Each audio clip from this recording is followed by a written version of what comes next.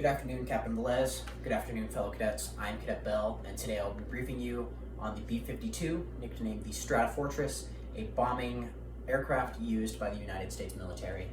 In my briefing, I will give you an overview of the specifications of a B-52, a brief introduction of the history of the B-52, and an overview of a mission during which B-52s flew during Operation Desert Storm in the 1990s.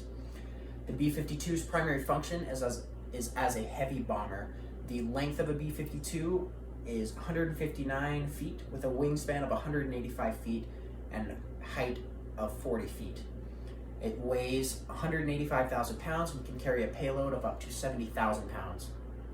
Each B-52 is manned by a crew of 5, a pilot, navigator, radar navigator, aircraft commander, and electronic warfare officer. Each B-52 clocks in at about $84 million US. The B-52 was first introduced in 1952, took flight in 1954, and was put into service a year later in 1955. With the first 100 or so B-52s in production sent to Strategic Air Command in May of 1961. B-52s can carry nuclear weapons and up to 20 air-launched cruise missiles and conventional cruise missiles that were used in the 1990s during Operation Desert Storm and were used all the way up until 2016 during Operation Inherent Resolve. Since its introduction, the B-52 has proved to be the most versatile strategic piece of the bombing force of the United States military, capable of dropping and or launching the widest array of weapons the United States has to offer, including but not limited to gravity bombs, cluster bombs, precision-guided missiles, and joint direct attack munitions. With the updated modern technology of our days, the B-52 continues to be a formidable force and of the United States artillery and will continue serving and protecting our nation's interests for many years to come. One of the most notable missions that B-52s ever took part in was Operation Secret Squirrel in 1991. It was nicknamed Operation Secret Squirrel, but originally was called Operation Senior Surprise. But the nickname Secret Squirrel came about so that crew and airmen could talk about the mission in unclassified areas and track their schedules. The mission was to strike at Saddam Hussein's forces, who had recently invaded Kuwait, their neighboring country. The crewmen were informed of the mission about 6 months beforehand and trained extensively with the new weapons they were going to be using, the Conventional Air-Launched Cruise Missile, or CALCM.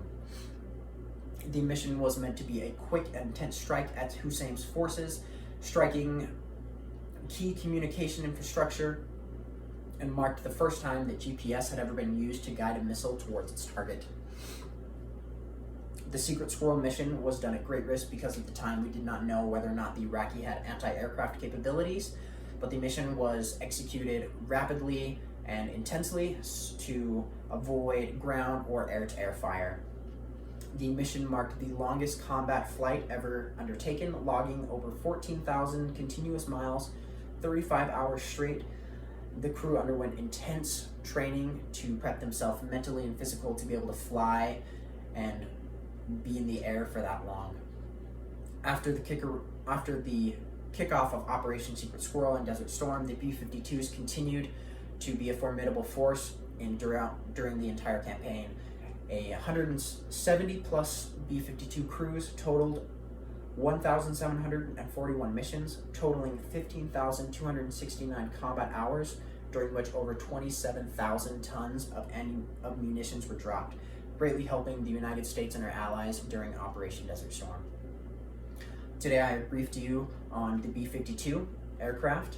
I've given you an introduction of the specifications of the B-52, a brief history of when they entered production, and a brief overview of Operation Secret Squirrel, during which B-52s bombed Iraqi's key communication infrastructure.